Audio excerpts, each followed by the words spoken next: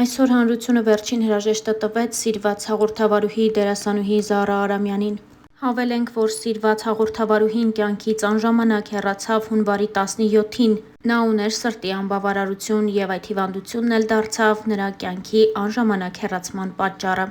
Star News-ը խորը ցավակցությունն է հայտնում նրա ընտանիքի անդամներին և հարազատներին։ Առաջարկում ենք վերջին հրաժեշտի արարողությունից բացառիկ կադրեր դիտել։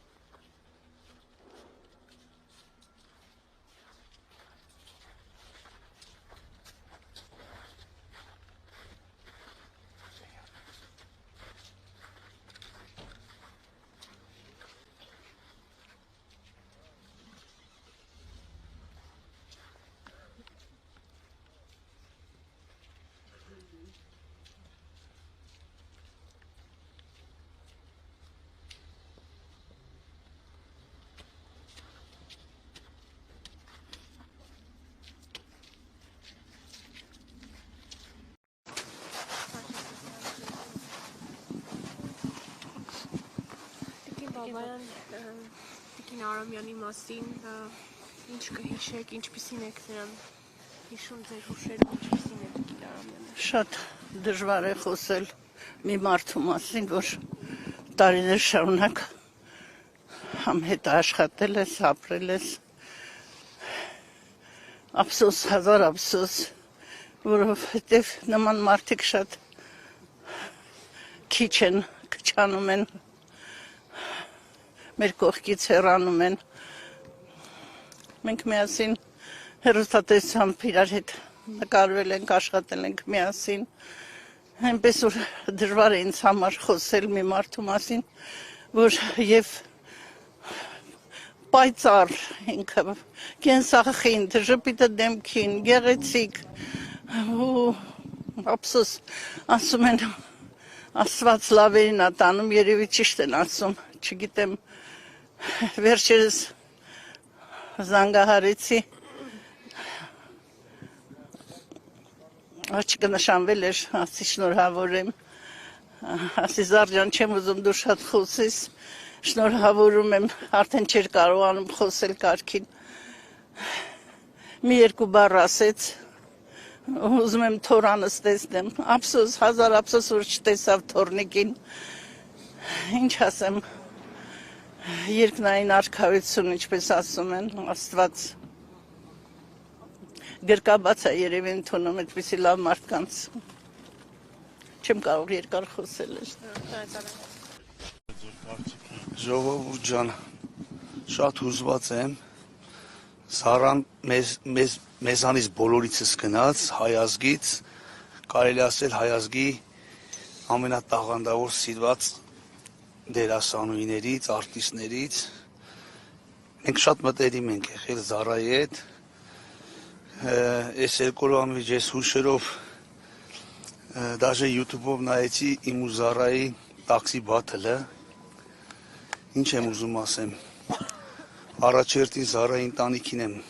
համբերություն մաղթում, մեր ժողովրդին մեծ կորուստ ունենք ու այսքան կամերաների առջև ես ինձ մի փոքր մեղավոր եմ զգում, մոտ 6 ամիս առաջ զանգեց ինձ, գոված, Կամու ջան, Սեդատ, աղջիկը դեդ ինչ հրաշք ա եկում, ասի Զարա ջան, խոսք եմ տալիս կամ քեզ տեսնեմ ու չեմ գնացել, որի համար ներողություն եմ խնդրում իմ շատ սիրելի Զարային, ու որ դեպքը իմացա առաջինը զանգեցի մեր Կարենին, երկուսի, գիտեմ, որ Կարենը շատ մտերիմ էր, ասի Կարեն, եփա պանիխիդան թաղումը, ես անձամբ ուզում եմ, որ Զարայի թաղման օրը ես նվագեմ, բայց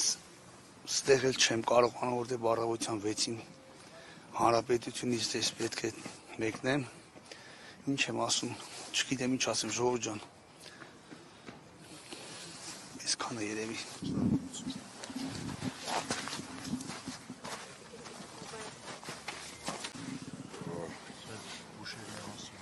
Հուշերի մասին Զարայի հետ շատ երկար տարիներ